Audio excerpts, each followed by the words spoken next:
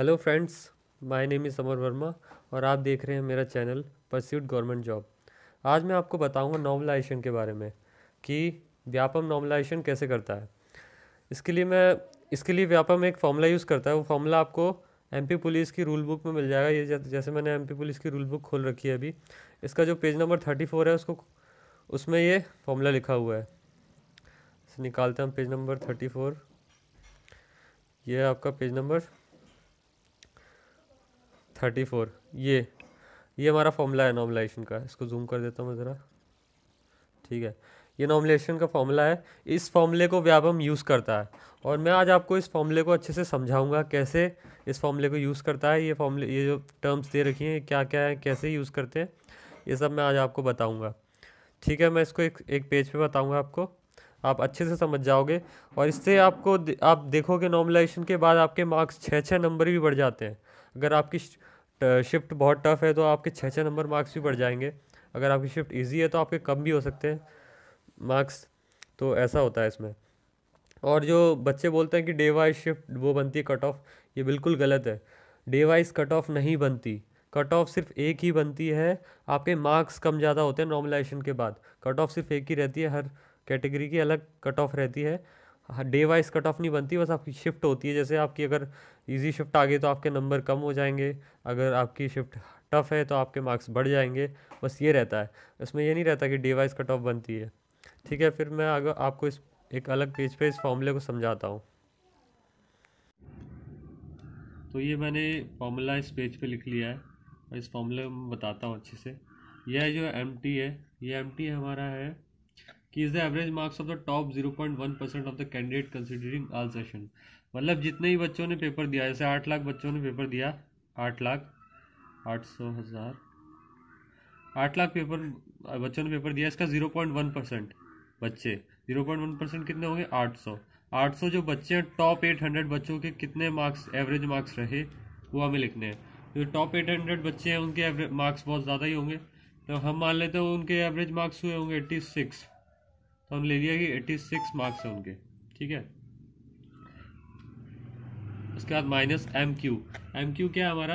M Q is the sum of mean and standard deviation marks of the candidate in the paper considering all session.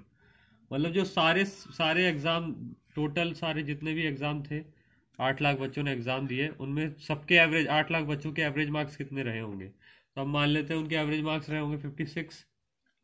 ठीक है, तो ये 56 हो गया upon, उसके बाद आ गया M T I. M T I क्या है हमारा? Average marks of the top 0.1% of the candidate in the I session. मतलब जो आपकी सेशन है ना, आपकी शिफ्ट में बच्चों ने जैसे 27,000 बच्चों ने पेपर दिए होंगे, 27,000 बच्चों के में से जो इसका 0.1%, मतलब इसका 10%, 1%, 27 बच्चे, जो 27 बच्चे होंगे उनके जितने भी मार्क्स होंगे एवरेज मार्क्स, वो, जैसे आप मान लो कि आपकी शिफ्ट थोड़ी टफ थी तो उनके 27 बच्चों के एवरेज मार्क्स 80 रहे। ठीक है, उसके बाद जैसे फिर आ गया हमारा M I Q. M I Q हमारा is the sum of the mean marks of standard deviation of the ith session. तो मतलब टोटल जितने भी 27,000 बच्चों के थे, टोटल जितने आपकी शिफ्ट में 27,000 बच्चे थे, उनके जो एवरेज मार्क्स हैं, जैसे मान लें आपने माना कि आपकी शिफ्ट टफ थी तो उनके एवरेज मार्क्स कम रहे, तो 50 रहे मान लिया हमने, तो ये 50 ले लिया हमने यहाँ पे। ठीक है, उसके बाद एम आई जे वही चीज़ कि is the actual marks of ten. जैसे आपके एम आई जे मतलब आपके आपके कितने मार्क्स आए, मान लिया आपके मार्क्स आए 76, तो आपने 76 लिखे। आपकी शिफ्ट टफ थी लेकिन आपके फिर भी 76 मार्क्स आ गए। ठीक है, उसके बाद एम आई क्यू मतलब जो होता है कि यही वाला, ये कि टोटल जो आपकी शिफ्ट में बच्चों के कितने मार्क्स आए थे, एवरेज 50 थे आए थे, ये प्लस एम क्यू जी क्या है? ये वाला 56 मार्क्स जो बच्चों के आए थे, उसमें पूरे सब 8 लाख बच्चों के जो एवरेज मार्क्स हैं, ये हमने लिख दिया। अब इसको हम सॉल्व करते हैं तो ये आएगा इधर 30/30, माइनस किया 30 ये क्रॉस किया, इधर आएगा 26,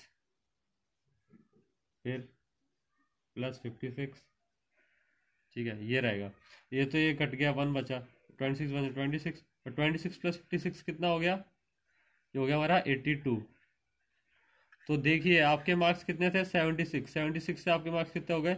नॉर्मलाइजेशन के बाद आपके मार्क्स हो गए 82। आप देखिए कितना डिफरेंस आया, 6 नंबर का। तो नॉर्मलाइजेशन के मार्क्स ऐसा डिफरेंस भी आ सकता है, नॉर्मलाइजेशन के बाद 6 6 नंबर ही बढ़ जाते हैं।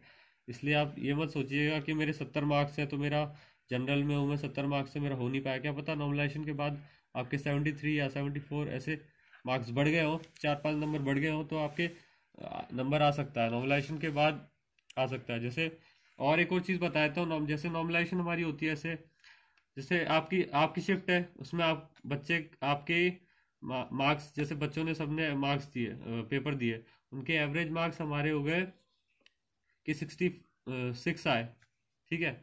और जो दूसरी शिफ्ट है उसमें बच्चों ने पेपर दिया, उनके एवरेज मार्क्स 62 आए, ठीक है। वो तो जो जिसमें अब वो व्यापम वाले देखेंगे 66 नंबर वाली शिफ्ट है वो इजी रही है, तभी उसमें बच्चों के ज़्यादा है एवरेज मार्क्स। जो 62 नंबर वाली शिफ्ट रही है वो टफ रही है, तो उसमें बच्चों के एवरेज मार्क्स कम आए। तो क्या कर देगा व्यापम, इसके कम कर, 66 वाले हैं जो, इनके कम करके कितने कर देगा, 63 कर देगा। और 62 वाले हैं उनके बढ़ा के 64 कर देगा। अब जैसे मान ली मैंने कट ऑफ कितनी गई, कट ऑफ गई 64, तो क्या हुआ, 66 वाला जो बच्चा है वो फेल हो गया, क्योंकि उसके कम हो गए, 63 हो गए। और जो 62 थे, जिसके 64 से कम मार्क्स थे, 62 थे, उसके बढ़ के 64 हो गए, तो वो कट ऑफ के अंदर आ गया और वो पास हो गया। तो ऐसा हुआ है इस एग्जाम में। जो 76 बच्चे नंबर वाले बच्चे थे जनरल में, वो फेल हो गए, और 70 वाले बच्चे थे वो पास हो गए। ये सब नॉर्मलाइजेशन की वजह से हुआ है। Day by day cut off कभी बनती नहीं है। साफ साफ रूल बुक में लिखा हुआ है, एमपी पुलिस की रूल बुक मैंने डिस्क्रिप्शन में अब डाल दिया, उसको आप डाउनलोड करके देख सकते हैं। रूल बुक में साफ साफ लिखा है नॉर्मलाइजेशन होता है, कट ऑफ एक ही बनती है, नॉर्मलाइजेशन से आपके मार्क्स कम ज़्यादा होंगे। ये फॉर्मूला मैंने आपको समझा दिया है। तो अगर आपको ये वीडियो अच्छी लगी हो तो प्लीज़ लाइक कीजिए, सब्सक्राइब करिए मेरा चैनल, बेल आइकन को दबाइए, और थैंक यू।